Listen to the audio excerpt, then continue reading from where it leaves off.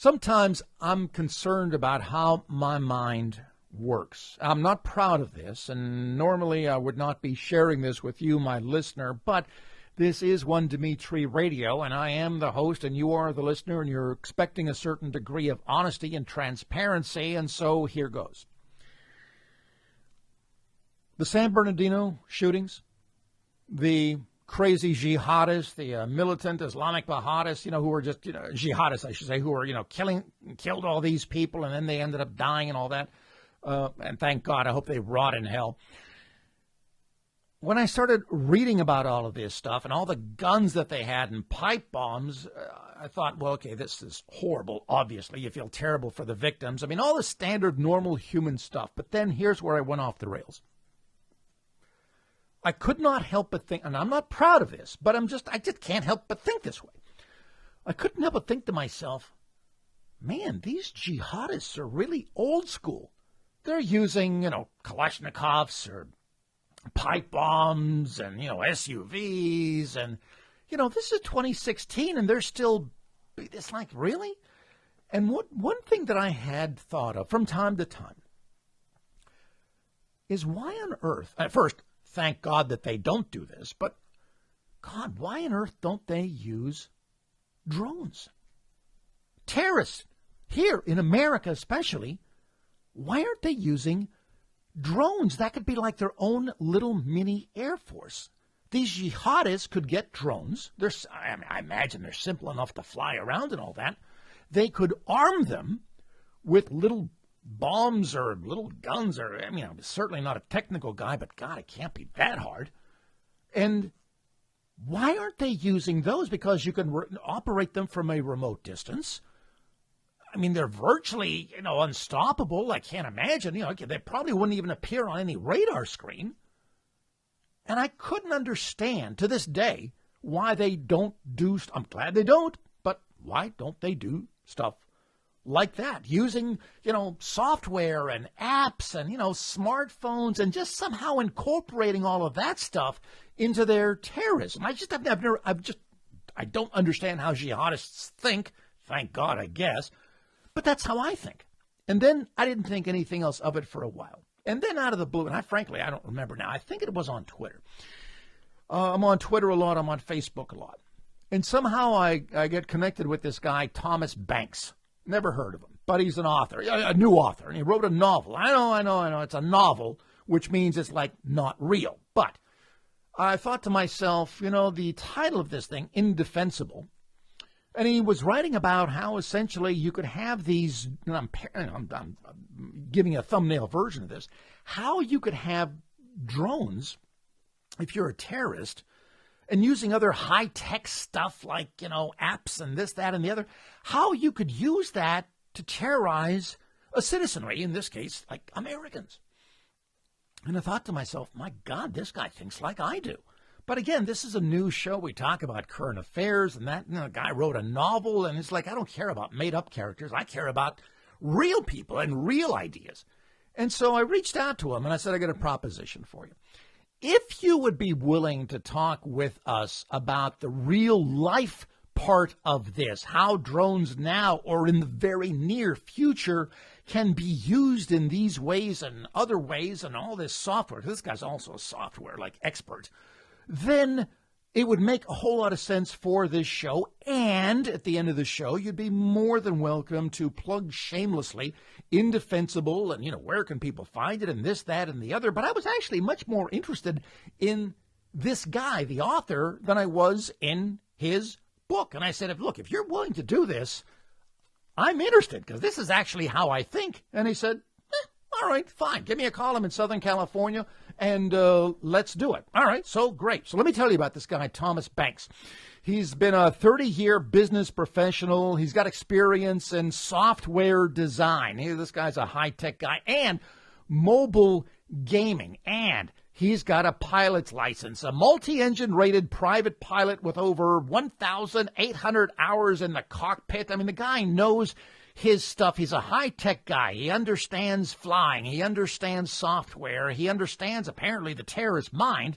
And I thought to myself, geez Louise, this guy could actually turn out to be a great interview. So let's give it a whirl. So, Thomas Banks, welcome to One Dimitri Radio. How you doing? I'm doing great today, Dimitri. Thanks for having me. So, do you actually think like I do? Like, why aren't these terrorists using drones to kill us? Well, I do think like you do, and I am deadly afraid. I'm very concerned. And I wrote my novel not as much as a novel, but as a call to action, a warning that we're allowing technology to advance, and there's always great byproduct from technological advancement, whether Amazon delivers something to your door or a terrorist delivers a ricin-laden drone to an amusement park. Right.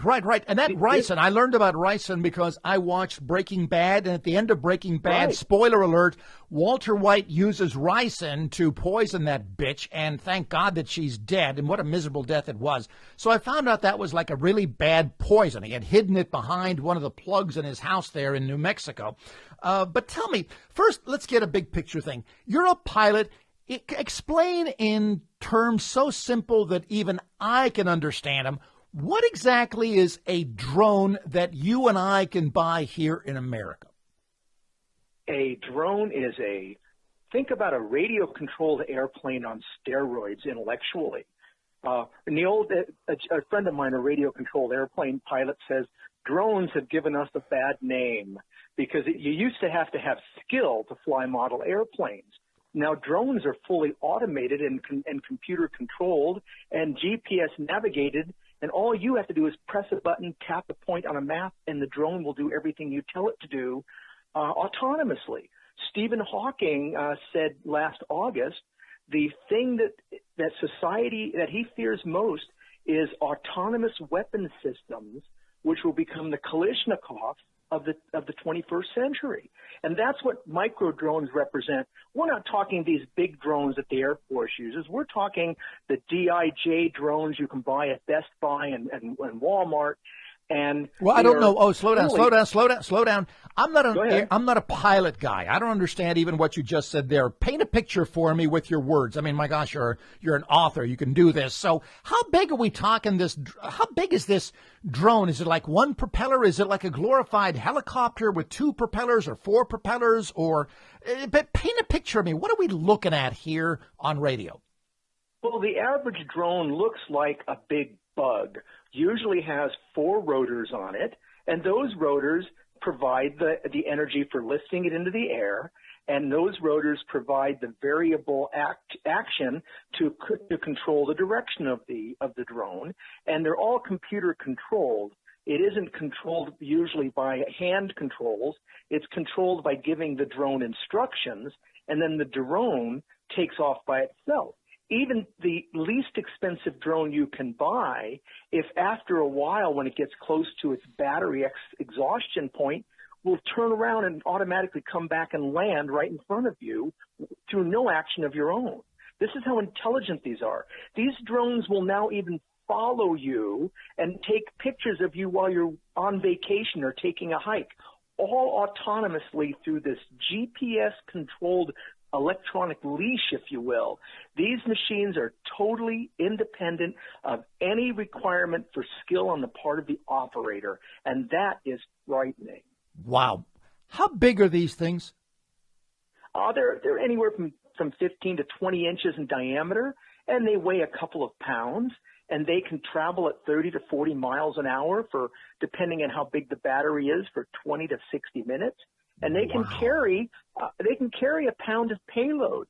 Putting it in perspective, typically your drone is carrying a GoPro camera. You've seen those GoPro cameras on the dashes of people's cars and attached to their helmets on motorcycles. They weigh about 6 ounces. 6 ounces of ricin, as you know from Breaking Bad, which can be made from castor beans in your backyard, is so deadly, 6 ounces will kill 100,000 people. Not 1, not 10. 1.7 milligrams of ricin is deadly, and there is no antidote. Call any doctor and ask them. Now, these deadly poison. These drones, is it true that they do not appear on a radar screen? Yes.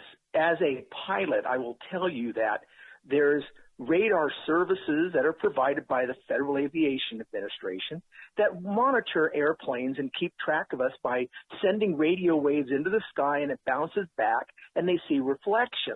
Unfortunately, the smaller the object gets, the smaller the reflection. For example, radar can rarely detect birds in flight, and birds are deadly and frightening to pilots. Take a look at Sully Sullenberger and the event that happened on the Hudson from a couple of geese. Now imagine a few drones equipped with some explosives instead of a few geese exploding in the flight path of a jet and destroying it in flight. Well, wait a minute now. How high can these drones fly? Drones can fly thousands of feet in the air.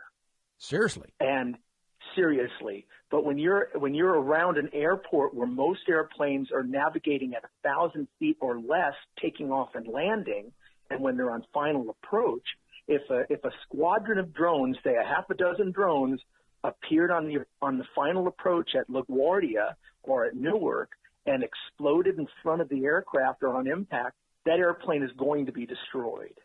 Would they even have and to they're going to be below radar? Yeah, would they even have to explode? Because I would think it would be like, those Canada geese that just get sucked into the turbines, and that's all you need for the plane to go down. Would you even need explosives? Not really. As a pilot, we fear bird strikes all the time. And so it doesn't sound like much, but at 150 miles an hour, you hit a 2-pound bird. The amount of energy that bird imparts on the airplane can come through the windshield and kill the pilot. Jeez. And so it's actually one of the more frightening aspects of flying is encountering other aircraft. It could be organic aircraft that can kill you. And now if we have, instead of a flock of stupid birds, we have intelligent drones that are being navigated with the intent of doing that, makes it an even more frightening scenario. And that's just one aspect of drones impacting, air travel. Okay, I want to talk with you about some other ways that drones can be used. This is very frightening, and yet this is the kind of stuff that I actually was thinking, why are terrorists using this stuff? I'm talking with Thomas Banks. He is the author of Indefensible, soon to be a runaway bestseller about micro drones and how they can be used in terrorism. And, we're pretty much defenseless, thus the title Indefensible. I'm assuming that's why you use that title. Is that fair to say? Yes. Yes, okay. It is. All right. I kind of caught on to that because I'm a talk host. So what else can you arm a drone with? Ricin, can you arm it with some sort of a little bomb or a machine gun or some other device? Well, if you were to go to YouTube today and search drones and machine guns, you'll see videos online of micro drones with machine guns attached to them, with flamethrowers attached to them, with people maybe sitting in the Ozarks, I don't know where they are, having a good time.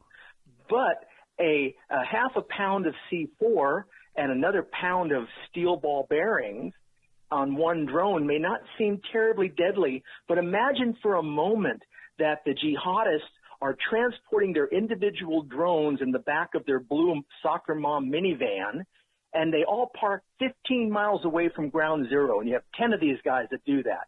And at the right time, they open the sunroofs, and the drones ascend, and they gather up, and now you have 10 of these attack devices merging onto a destination at a baseball stadium, Central Park, wherever it wants to be. And now we have 5 or 10 pounds of deadly explosive, and it's a coordinated attack. And that is really quite frightening. And it becomes impossible to detect these people because they're 5 or 10 miles away from ground zero, parked in some mall parking lot in the evening or wherever. And the technology is advancing so quickly that all of this capacity is at their immediate disposal. Today, you can buy a Pi computer, a little tiny computer that about the size of a pack of cigarettes, which has all of the intelligence to control the motors, to GPS navigate, to handle the power, to communicate, and to navigate for $5. That's how much that computer costs. So for $5, you can build a drone, and you can build a drone out of Legos. It doesn't matter what it's made out of. It just has a if it's a single-purpose aircraft, it can be made out of sticks. It just has to navigate to its destination. C4? C4, or any explosive. Okay, that's an explosive. Is that what you're saying? Yeah, C4 is the famous plastic explosive you always hear about in military movies and that terrorists use to blow things up. It looks like clay. Oh, is that like plastique? Yes. Okay, all right, fine. I wasn't quite sure what you were talking about here. All right, what else could a terrorist do? By the way, you mentioned also micro drones. Is there a size limit between a drone and a micro drone, or are those like interchangeable terms? I use micro drone to mostly identify personal use drones versus military drones, such as Predators and things like that are the size of real aircraft. How much does a Predator cost? If I wanted to buy one, could I do that? Because my neighbor's giving me a hard time, and I was thinking, God, if I had one of those things, I could just take care of all my problems, and nobody would know. So what is that? What do those cost? Probably about $50 to $70 million for one of those. Get out! Are you serious? That much? Absolutely. For one? Absolutely. Oh, for heaven's sake! I hate them. I don't hate them that much. Jeez. Okay. Right. Well, but a micro drone at Best Buy is $300. Jeez Louise, and maybe even less on eBay. So what else could you do? What else could you do with a micro drone, a personal drone? Okay, like my neighbor. What else could I do to screw with his life using a personal drone that I could buy at Best Buy? Well, you remember that President Obama was in Hawaii a few months back, and there was a drone that came close to his entourage. And so, as anything you want, if you want to deliver any kind of explosive, anything to start a fire, any kind of biological contaminant from ricin to anthrax, anything that you want to distribute over a body of people swiftly and indefensibly, drones can do that. What are you going to do to stop it? Today, one of the popular thoughts is, let's train a bunch of eagles to combat drones, and that's been talked about quite a bit. And that's kind of a fun idea, but at some point we're going to run out of eagles.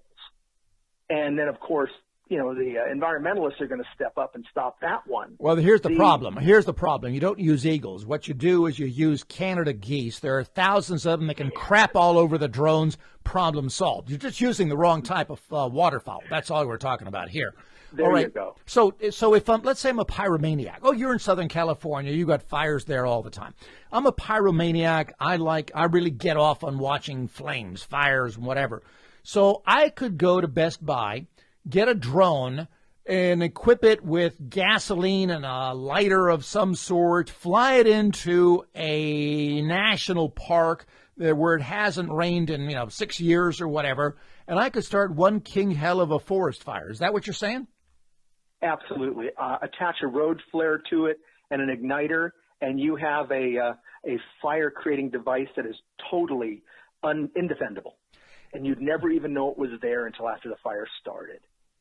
This is amazing because what you're talking about, what I was thinking about, with these jihadists, I mean, on one hand, these are really cool ideas because you're talking about technology that we can get at Best Buy, for God's sake. And yet, at the same time, they're terrifying ideas because we're talking about technology we could get at Best Buy right now. It's like, oh, my God. What else could we do? Okay, put your Mr. Evil hat on. What else could we do with drones today, right now, to make life miserable or horrible for people? Yeah, the very simple thing is to dispense contaminants that are deadly to human life. And that's in the form of explosives and biologics. Readily at your disposal, as I said, look it up on Google, and there's recipes galore on how to make ricin poisoning. You don't have to be Walter Cranston on Walter White on Breaking Bad. It is absolutely a frightening scenario. It is the complication of the unintended consequence.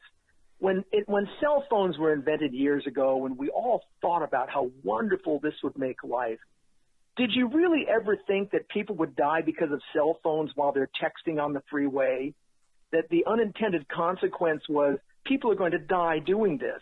When if they had considered that unintended consequence 20 years ago, they would have designed into the phone that it wouldn't work if it's moving over 20 miles an hour.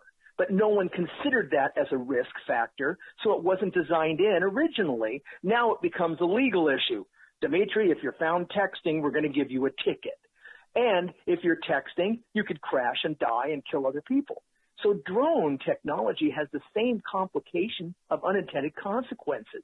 Just recently, Intel demonstrated a flight of over 100 drones that flew in unison, orbited, created a video, an array in the sky like a big television screen, and they expect that this will all happen in the near future, where they'll have thousands of these drones orbiting your sports arenas, which become the entertainment mechanism and a virtual television.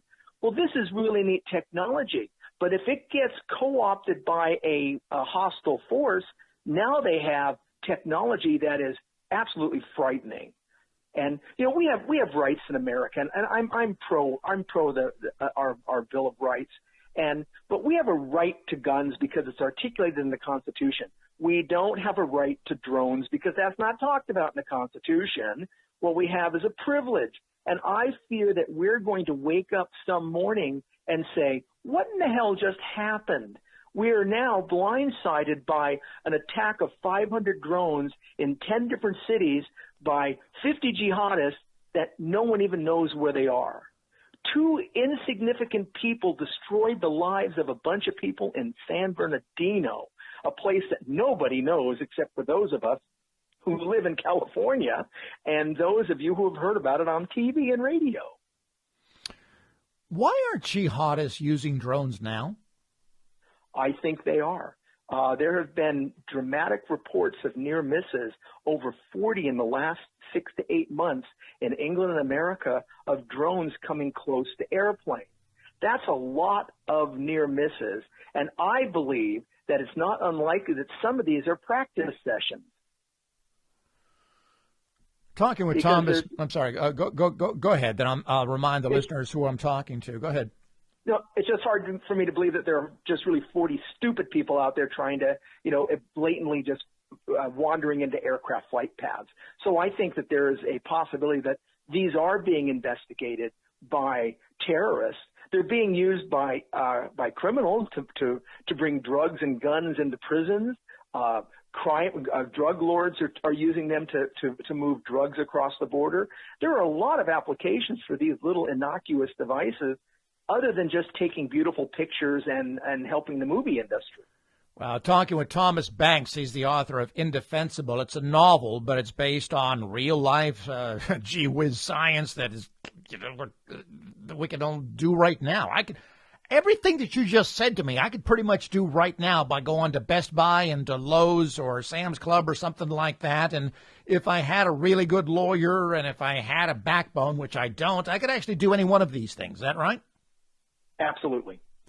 Any one of your listeners has the capacity to do this, regardless of their level of education. It is just like they use their tablets and their iPhones and their PCs. The use of a drone is no more complicated or challenging than that. All right. Now, you're also an expert in software, and you came up with this Splash. What was this thing you did? Splash something or other? What was this? Splash Play is a company I founded a few years ago, which is a gaming platform for mobile devices that provides economic benefits to our partners. Most of our partners are charities, and they use Splash Play as a trivia game platform. Our tagline for the company is Trivia with a Purpose, and they can deploy their own trivia games for their charities, whether it's the USS North Carolina or medical charities, and help engage their audience on a new level. And what we do is we share half of our revenue from our advertising to the charity. It's kind of a gamified fundraising or crowdfunding model where we use gaming as a way of engaging their constituents, their audience, in a fun and entertaining way. And while they're playing the games, they're generating capital for the organization. So your church can use it, anyone can use it, and it becomes a capital development vehicle, and no one pays a penny for it. All of the funding is provided by Madison Avenue, if you will. All right. Now, so you know a lot about apps for iPhones and Androids. Now, your knowledge of apps and your knowledge of aviation with drones, what else could a terrorist do right now using apps, smartphones, drones, having that whole synergy thing going on? What else could they do? Well, first of all, it becomes an invisible way of communicating. In Indefensible, the terrorists are communicated with by their leaders in the Mideast via Twitter. And it just says something like, happy birthday. And that they know there's a code, and they take the hash code, and then they go to one of hundreds of e-commerce sites in the book, and they enter the hash code, and it automatically downloads the attack profile into their iPhone, which then programs their drone. All of this is immediately available. None of this is beyond imagination. And it's the iPhone, let's say my neighbor. So I wanted to have a drone drop a bomb on my neighbor. So I go to Twitter, you send me a code, happy birthday. It ends up somehow, I mean, I'm not a high-tech guy, as you can probably tell by listening to me. Somehow it ends up on my phone, my iPhone. There's an app, I guess, that I download from the App Store or whatever, or somehow access the internet with my iPhone. I click something. I don't even have to be near my drone, and then the drone does the rest and wipes out my neighbor. Is that essentially what we're talking about here? Absolutely. Cool. All you have to do is throw down your prayer rug for a few minutes and say your prayer, then put the drone in the back of your soccer mom van and head off to ground zero. All right. Now, you might know about this. By the way, talking again with Thomas Banks, he's the author of Indefensible, a novel that deals with all of this stuff. And I must tell you, Thomas, I don't care how good your novel is, and I'm sure it's fine, but you're really much more entertaining just talking about this stuff. I mean, I'm amazed that you should be on every cable news channel like morning, noon, and night as an expert on, wherever and whatever, because you certainly know your stuff. There's no question in my mind about this, and I think this is a fascinating topic, and I can't understand, well, you would know better than I would. It doesn't seem like the mainstream media has really focused much on all these scenarios that you're bringing up that could happen today. Yeah, no one has focused on it. It came from an evening sitting at a Panera one night with a buddy of mine, smoking a cigar and having a cup of coffee, and a drone flew over. And my friend goes, "That looks like fun." And I said, "Yeah, but think of this." And that's where Indefensible was born. Think of how this could be co-opted to do dastardly deeds. And 90 days later, Indefensible was written and published. You were smoking a cigar at Panera's? Yeah, the best Panera on the planet. They allow cigar smoke at Panera's? Well, on the back patio, Oh, I was going to say. You're remanded to the gulag, but nonetheless. All right. So why is it that the media, other than, of course, One Dimitri Radio, hasn't picked up on this? Because I haven't. These are amazing stories that this is just my head's ready to explode. These are amazing stories because they can happen right here, right now. And my guess is they're going to happen pretty damn soon. Why isn't the media all over you, interviewing you and saying, okay, you can do this, you can do that? You have all these incredible visuals also for TV news stories. Why isn't anybody picking up on this? Those are the great questions of all time. The fact is, until something raises to a level of consciousness, people are oblivious to it. We've had weapons flying over our heads for years called airplanes, and until they found their way into the World Trade Center and the Pentagon, no one thought of that as a risk. It's always been the realm of the conspiracy theorists, the crazy loony people. But right now we have uncontrolled access to drones. Even the FAA wants you to register your drone, and less than a third of the people that have bought drones have registered their drones. And then we end up with a market that's going to be $6 billion in size domestically of drones flying over your heads. Okay, now, several things right here. First, How many drones are there in, micro drones, personal drones, are there in America today? According to the FAA, there are over 300,000 drones were purchased during the Christmas season of 2015. Good Lord. That is just okay. Oh, okay. A third of them are registered with the FAA. I'm guessing if you're a jihadist, you're probably not going to register your drone with the FAA because there might be somewhere in the questionnaire about occupation, and you don't want to say radical Islamic jihadism or something like that. That'd be my guess. But I think you're pretty accurate in that all right. assessment. So we've got that. You can buy poison or make it damn near anywhere, or you can go on YouTube and figure out how to make it into a drone Kalashnikov or something like that. And you can't see it on radar. So what is the federal government doing, or what are state governments doing, or what are local governments doing, or what is crime enforcement or crime prevention, like police department or the FBI or whatever? What are they doing to try to prevent this stuff from happening? They're not doing anything. I was just recently contacted on my Drone on One feed at Twitter by the head of the law enforcement for the Bahamas. And he asked that same question of me. And he asked if I would come to the Bahamas and speak to, his law enforcement officers. I said, I'd be happy to. We need to elevate this to a level of awareness. And it's not about running around like Chicken Little with our heads cut off. This is a serious, serious issue. And just like people will take galvanized pipes and make bombs out of them, why wouldn't they take an inexpensive drone and make an attack system out of that just as easily? Well, yes. I mean, the San Bernardino thing, I swear to God, I was thinking that's so old school. Why don't they just use drones?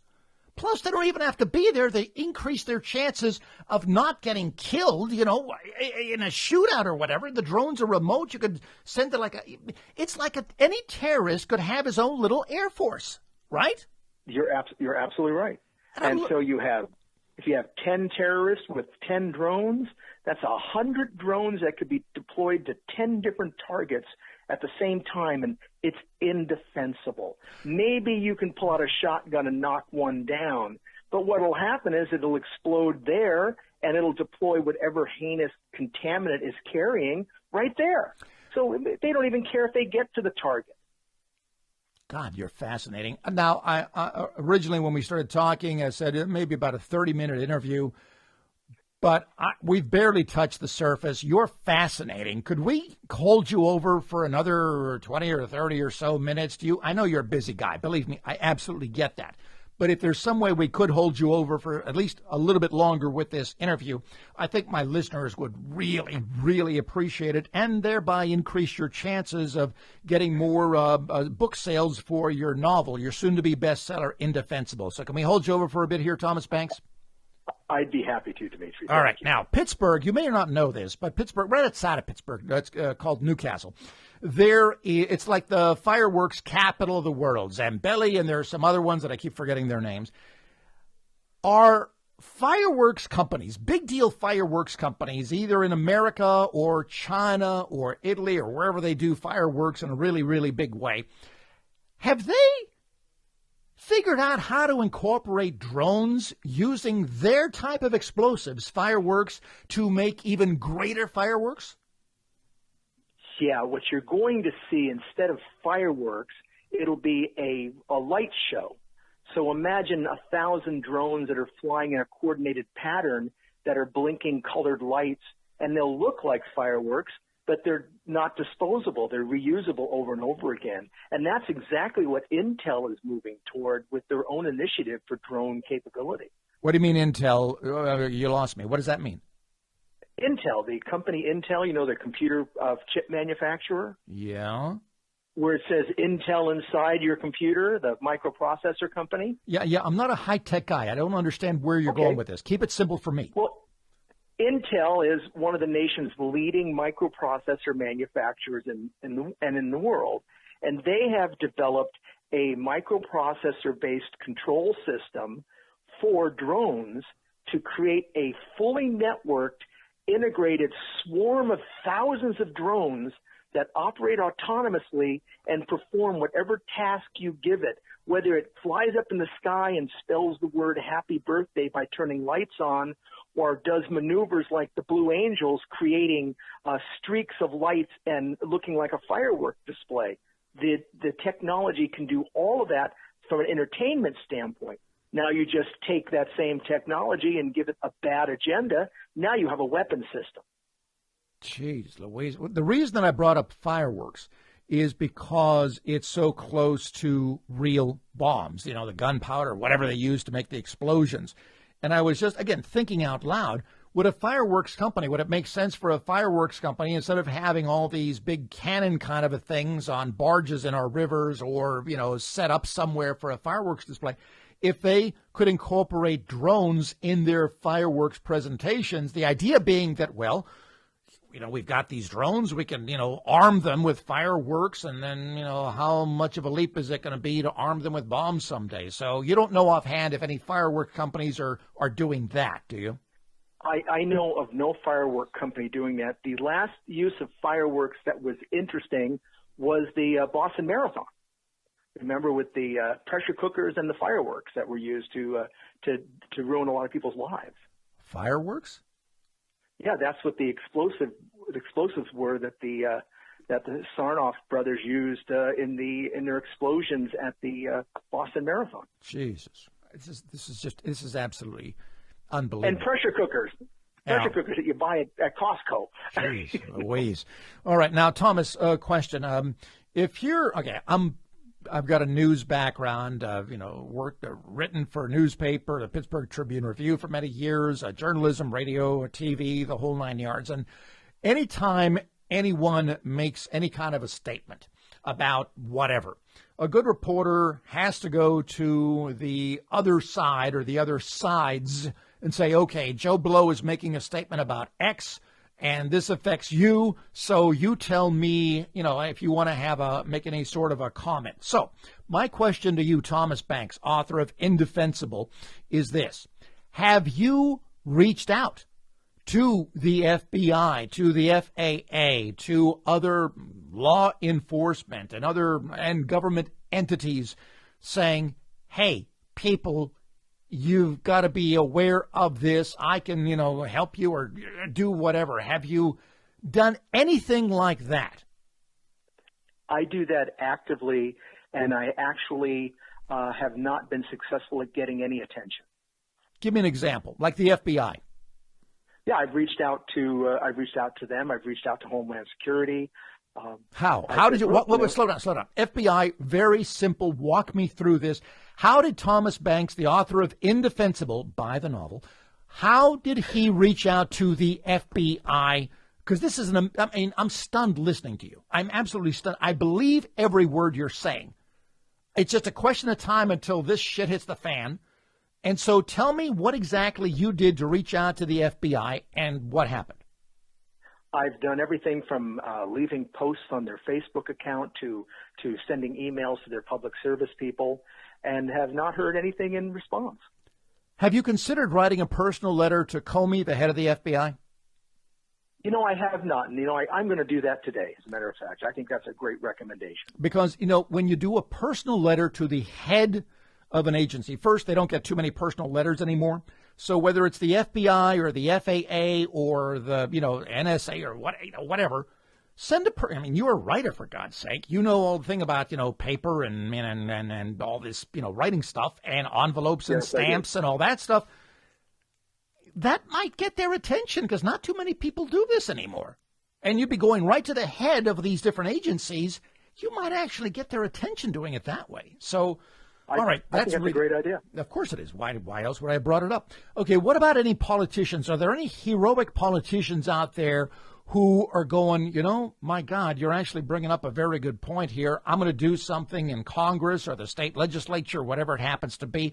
Are there any heroic politicians out there that are going, you know, Thomas Banks, you're the canary in the coal mine here, with apologies to the police, and are trying to do something about this? I think that's a great idea.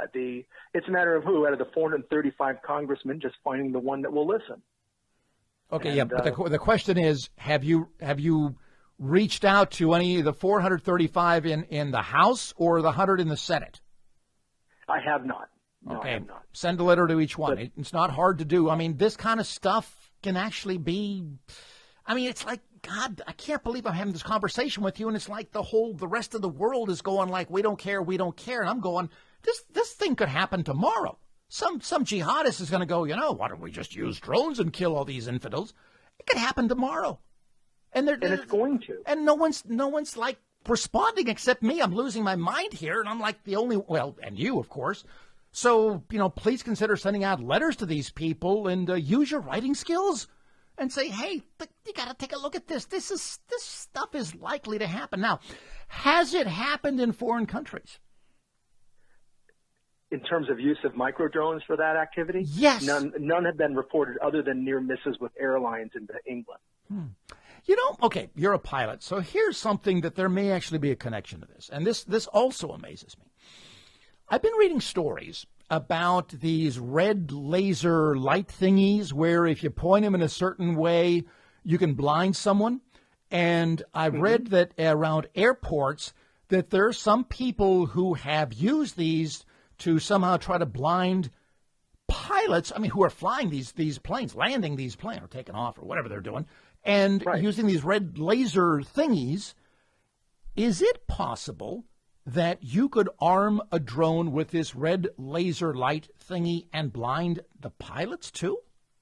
Absolutely. The drone doesn't care what it's carrying. So there's an abundance of options. If you can think of it, it can be done. So whether it's explosives, whether it's you're trying to ruin the night vision of the pilots in the cockpit on final approach in the Los Angeles airport, any one of these efforts will ultimately result in a catastrophic event. When airliners crash, it's a crowd killer, and these are frightening scenarios. And as a pilot, I'm more afraid to fly today than I have ever been because of this out of control technology that everyone's ignoring. So before I ask you, is there any hope? I'm going to ask you this. Is there anything else I should have asked you? Is there some other aspect of this personal drone? By the way, I think personal drone sounds better than micro drone, because micro drone to me was like, tiny little toy things. But you're really talking about personal drones. So is there anything else regarding this story about personal drones that I should have asked you about? It was like, oh, I wonder why Dimitri didn't ask me about this, because this is actually even more incredible. Was there anything that I've missed? No, not really. I think that a good question that everyone should ask, and you brought it up with respect to our leadership, should drones be legal? Is this something that we should deal with right now? I realize that in the heat of the battle of the election cycle, Second Amendment issues are gigantic, and who wants to bring on another issue where we encumber one's rights? But I'm very fearful that drones are going to become a much more heinous, complication for our society than handguns. And I know that there are a lot of bad things that happen with guns. But the reality is, at this moment in time, since we don't have a right to have drones, I think our government should be taking a leadership role and controlling this more aggressively than they are. I'm not trying to interfere with industry making a profit or you enjoying your hobby, but the reality is the consequences are so dire that no one is giving this any consideration, and I think our leadership should be up in arms and taking a position that says we need to stop this right now until we figure out what we should allow or not allow with respect to autonomous machines flying around. Everyone's more interested in you're buying your autonomous automobile, and we know that's going to take a while. But if you can imagine autonomous cars driving around made by Google or Tesla or Apple, do not be surprised that the more obvious consequence is going to come from tens of thousands of autonomous personal drones that are wielding everything from weapons to just blades that cut people. All right, before I hand you my microphone, because I always give my guest the last word, I'm talking, by the way, with Thomas Banks, the author of Indefensible, a new novel that is, I think this guy is right on the cutting edge here. And anyway, give me some hope. Give my listeners some hope. Is there any hope, any glimmer of hope out there for us today? Yeah, the hope is going to come from all of us raising this issue with our leadership, not just Tom Banks and Dimitri. I think that when I talk to people about reading Indefensible, it's about becoming aware. I always bring up this is to join the discussion. We all need to be taking this seriously, or we're going to have complications that are going to be unbelievable. The World Trade Center was horrible. It was a terrible event. But now imagine tens of thousands of explosive devices, running hither and yon without any control or trackability or enforcement.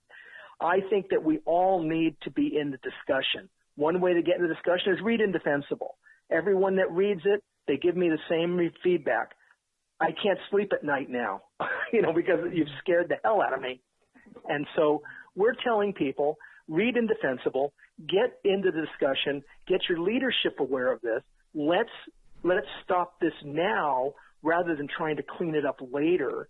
And it's not going to happen unless a large number of people rally around this issue. And so I wrote Indefensible. It's available on Amazon. It's in Kindle and paperback. And you can go to my website, indefensible.org. And please follow me on Twitter at DroneOn1 at Twitter. I'm DroneOn1. And it is such an interesting topic. About 60 days ago, I had 80 people following me on Twitter. I now have over 13,000, and it's growing daily. People are all interested in this issue.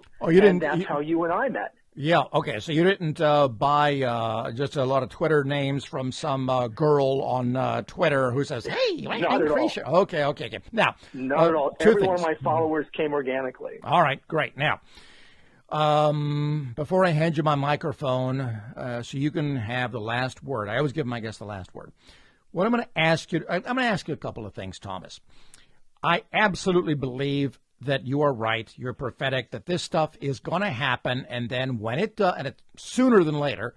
And then, of course, everybody's going to be losing their minds going, oh, I didn't know about this. How did we not, this kind of stuff and all that. So two things. One, if God forbid that I'm right, and if God forbid that you're right, that a terrorist, some a-hole, whatever, does this, and it becomes a big deal news story, and suddenly the media discovers this issue, which you and I have been talking about now for 40 minutes, I'm going to ask you for two things. Number one, I'm going to ask you to make a commitment to remember me when I call you back after, God forbid, some horrible drone incident and the people are suddenly aware of this thing.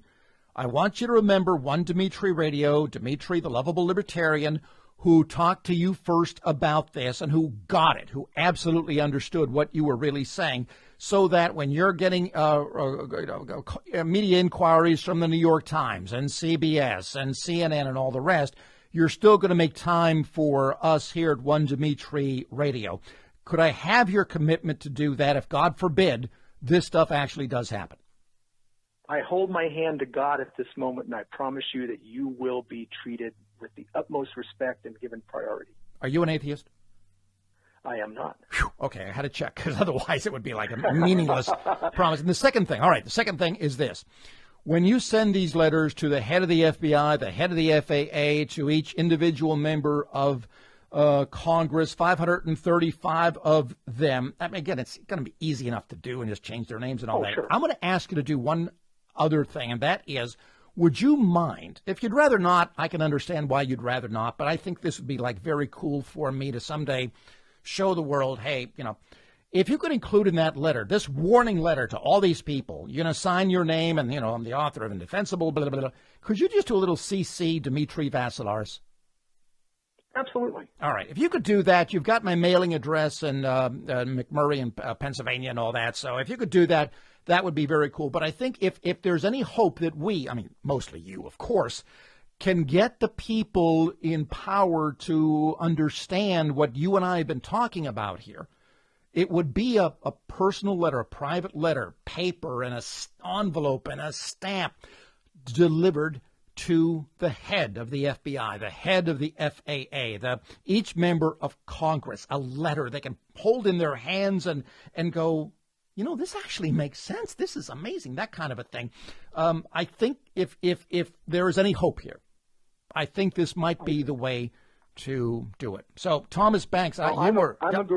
Go ahead. I'm sorry. No. Go ahead. I'm a guerrilla marketer at heart, so I will embrace that suggestion vigorously, and I will make sure that they'll be directed to One Dimitri Radio to be able to listen to this interview. Excellent. That would be great. Now, Thomas Banks, I always give my guest the last word. I've got my Shure SM7B dynamic microphone right here.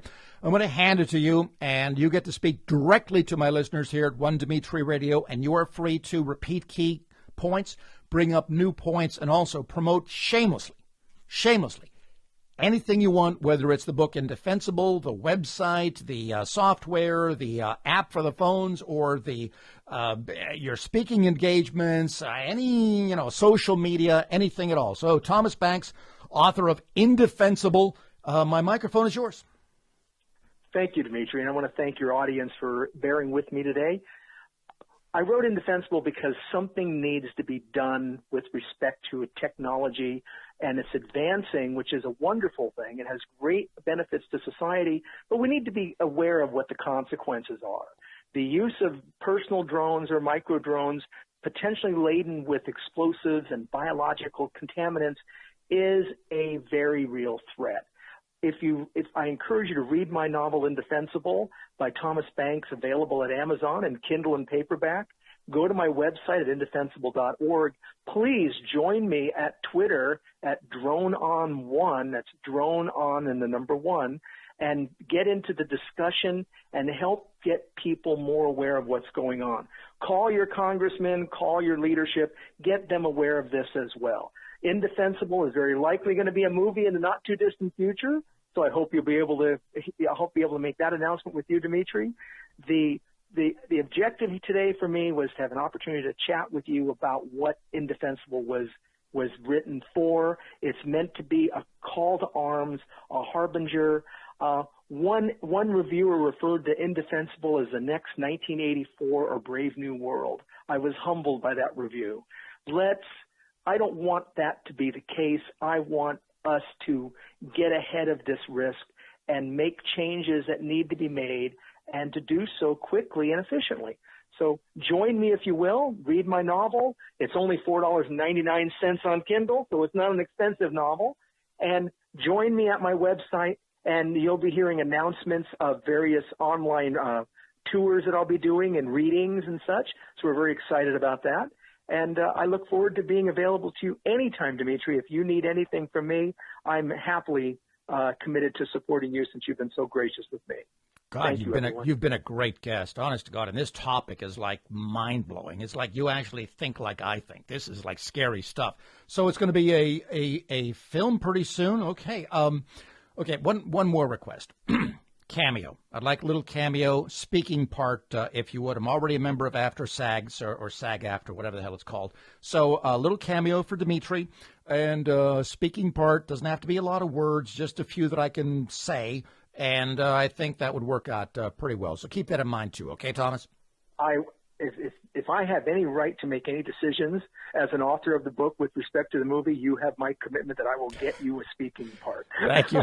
Thank you very much. Thomas Banks, Indefensible. You were fantastic. Thank you so much. And I hope everything that you say does not turn out to be true, but I fear it will. And I fear it's going to be sooner than later. And then we will have another discussion, and you're going to try to not say, well, I told you so, but, you actually have told us so. So we've been warned. Thomas Banks, Indefensible. Thank you, sir. You have a great day. Thank you, Dimitri. Have a great day. Bye-bye, folks.